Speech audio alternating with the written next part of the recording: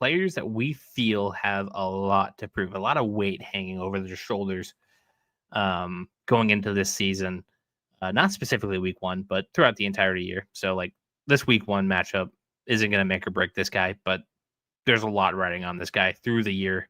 I'll let you go first. Who is the number one player with the most to prove in 2025, 2026? Now, I know me and you have talked about this guy a lot. It is personally polarizing. Yeah, JJ McCarthy is the guy. Like that, I think both me and you ultimately agree on that. We have a whole video breakdown on why we feel that way entering this season. But if you want me to go with a different pick, I would say there's three notable quarterbacks I say this year that I think it's most to prove. And I'm going to do a different one than we talked about. I'm going to say Geno Smith. I think coming off of some great years in Seattle, some career years, led the league in passing yards or something like that. And with one of Pete those Carroll years that he's back with, for the last 2 seasons has the best NFL completion rate. And now he has changed of scenery, but not so much in the sense that he's still with Pete Carroll, but noticeably different drop off in wide receiver talent. That is the big notable one. We also know that he is a Band-Aid, not like he is a quick fix, not the ultimate reason why the Raiders are going to go successful after 3 years there. There is actually a prize pick bet whether or not he actually sees if he's with the Raiders longer than 2.5 years. Under. And there you go. And so I'm willing to also believe, I do think that this is a big must-win season, like a prove-it year for Geno Smith to maintain this level of success. He has bounced back. I mean, he was a notable bust with most quarterbacks who go to the Jets and has a very long and strenuous, like, bounce back. Like, we have all saw this talent when he was at West Virginia. We saw some of these glimpses in the Jets, and then he was with the Giants, and then eventually he just was just Russell Wilson's backup. And then when Russell Wilson got traded away and they went to him, he fully earned that. And he has looked immensely talented. He's very slept on. And I think this is a very interesting year, a must prove that, because now he's going into a division, even though it's the toughest division in the NFL. And he is unfortunately like the 4th ranked quarterback in that division. Ipso facto, the fact that you have Patrick Mahomes, you have Justin Herbert, and you had a tremendous season out of Bo Nix. And especially with all the improvements throughout that division, you have, almost every head coach in that division has gone to the Super Bowl and or won it. So I'm going to go with Geno Smith on my interesting pick this year for the most to prove if it isn't JJ. Yeah. I, again, said this guy in our big preview show. Like, this guy has a lot to prove. This guy is a make or break year. Kyler Murray. Again, he's a first overall pick. He's going into year 6, believe it or not. I know he didn't finish 2022, and I don't believe he began the year in 2023 after he tore his ACL. No, I want to say he missed a handful of games. This is, I know he's got the contract. I know he's got big money. This feels like, Kyler, you got to show us something, dude. We gave you Marvin Harrison Jr. You have Trey McBride. You have a tandem of really good running backs with James Conner and Trey Benson. I feel like he's got to show everybody something. He doesn't have to go win MVP. He doesn't have to be all pro first team. You got to get back to the playoffs. You haven't been in the playoffs since 2021, I believe. And you lost the wild card round to that awesome Rams team. Get it, but it's been a couple years now. You got a really good coach now with Jonathan Gannon. I think he's kind of underrated. They just have to put it all together, and this has to be the year that Kyler Murray puts it all together. Show why you were first overall pick. Show why people should be putting you more in top 10s than top 15s.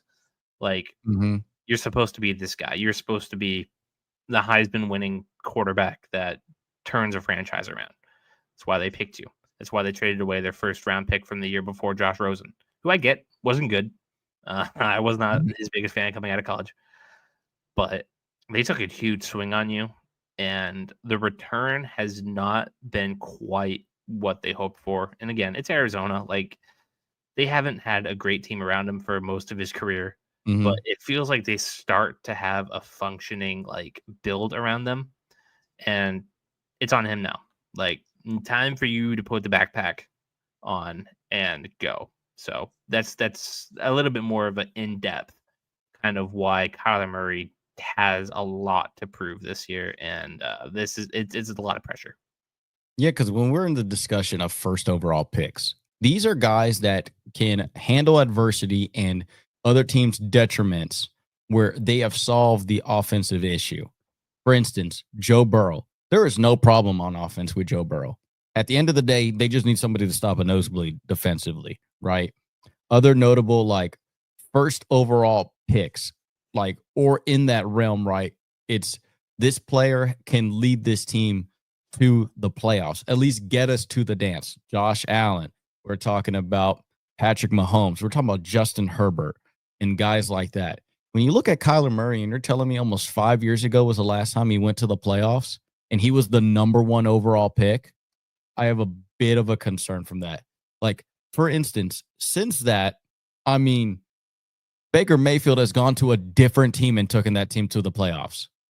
Like, Sam we Darnold. are, and also Sam Darnold as well too. Like, we are talking about notable players that are within that was only drafted the year before him. And Baker took not only the Browns to the playoffs, he also took a awkward Bucks team that didn't know what they were doing after Tom Brady. And then all of a sudden it's like Baker Mayfield looks like the dude again.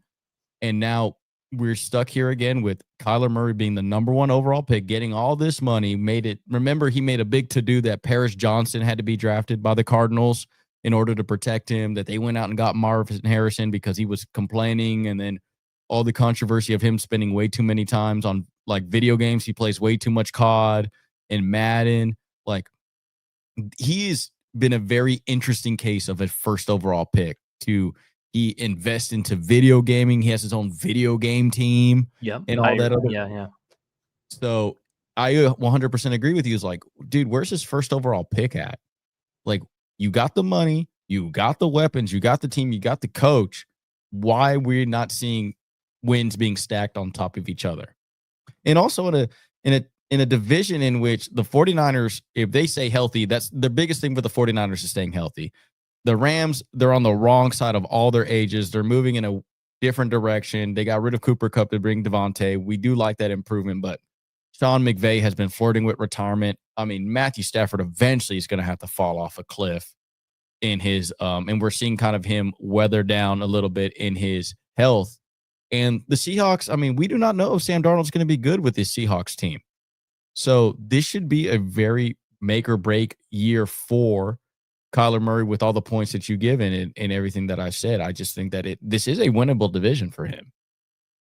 Yeah, I mean, like I said, I was very interested in a bet that had the Cardinals make the playoffs. You got another player that needs some attention? Me or you talked about this guy, Caleb Williams. I think Caleb Williams we got you Ben Johnson. We got you 6 receivers. We got you 2 tight ends. We got you a running back in Swift. We need to see it. And defense, by the way, that's kind of getting high regards. Mm-hmm. I mean, they traded for Sweat. Like, they went out and they did the most unbearish thing beforehand, which was surround him with actual talent beforehand. I'm a little bit still concerned with that offensive line. I mean, ultimately, I would rather have a solid offensive line than playmakers. I think great quarterbacks to elite quarterbacks make playmakers out of anybody. Historically, that's how it's always been. Like Peyton Manning, I mean, even Eli Manning, Tom Brady, like Aaron Rodgers as well too. Like, it doesn't matter the weapons around. If you're protecting your quarterback, that's ultimately you need to give him more time to make valuable decisions. And I think I want I need to see some better decision-making skills or surrounding him with a more solid, cohesive offensive line. I would say that he's also another one out there. And I know both me and you discussed because especially his rookie season. I mean, getting outshined by Jaden Daniels significantly kind of put a damper on his spotlight. Like, oh, dude, we need to see something now And because then Jaden. Drake May also looking really Exactly. All your other constituents in your draft class. Bo Nix, Michael Penix. The only one I would say is he's either on par with Michael Penix. Like I think like that's the one. Well, I mean, they all played well, Mhm. relatively. Even Caleb Williams, I thought played well-ish. Right. It was just very ugly too. And then, but yeah, he's another guy I would say that has the most to prove in 2025 as well. I got two more for you. I got another quarterback. I know this is like it's a quarterback league, but I have a guy who's not a quarterback. If you're interested, Okay, what you got? Kyle Pitts. Oh yes, great shout, dude. First of all, if he actually does pop off, it's a great fantasy steal for anybody out there because that dude is Nobody's drafting him anymore. Exactly. Like it's you kind of like, what are you, dude? You're some weird wide receiver tight end hybrid that nobody throws the ball to. You came out of Florida, the man. You were going to be like next Megatron. Yeah, nobody know what to use him, how to use him. You were going to be Jimmy Graham on steroids. Like that was your career trajectory. Mm-hmm. You haven't even sniffed the potential of that at all. I should have pulled this up beforehand because I just kind of came up with this on the spot. Like I was no, but it is a very good shout because it is very true. Like the dude has immense measurables. And then on top of that too, like when they brought in Kirk Cousins, like Kirk Cousins is a good facilitator of the ball. So and he might have just been cooked, but do you want to know how many touchdowns he has over his 4-year career? I bet you it's like 4. 10. Oh. 2,600 yards. 2,600 yards and 4. His rookie year, he went for 1,000, but he only caught one score. Made the Pro Bowl somehow, somebody in his rookie year. But I feel like I'll just a rookie tight end / wide receiver doing a G note. Yeah, that's about. But only one touchdown. You're essentially, but mind you, too, this is very Atlanta Falcons. Julio Jones, remember, would get you all the way to the 1-yard line, but never score. And it's funny because I always felt that way about Andre Johnson. Andre Johnson doesn't have good touchdown numbers, but he has crazy catches and catch numbers and yard numbers. Like, and it's just a stigma of the Atlanta Falcons. Every time they get close to when they get to 10 yards, they just run the ball. He missed 7 games in 2022, so give him credit. The next year is 667-3, 602-4. These are not Kyle Pitts numbers. I know you're in an offense with Drake London. I know that you've had QB issues the last couple of years. You know, old man Matt Ryan, and then washed up Kirk Cousins, Michael Penix, and then you didn't know what you were getting. Like it's changing quarterbacks mid-year is never a good idea. No, and listen, I get it, but you are supposed to be QB proof. That's what I thought. Yes. That's what I thought. So Kyle Pitts is my second to last nomination. If you don't have another one, I'll just go into my other one. Oh yeah, what you got? Trevor Lawrence. Yes. Is he good at football? I want to know. That's all I want to know. Are you good at football? Like at this point, I'm starting to run out of excuses for him. I'm done pretending that he's Andrew Luck. He's not. Straight up. It's been 4 years, almost 5 years.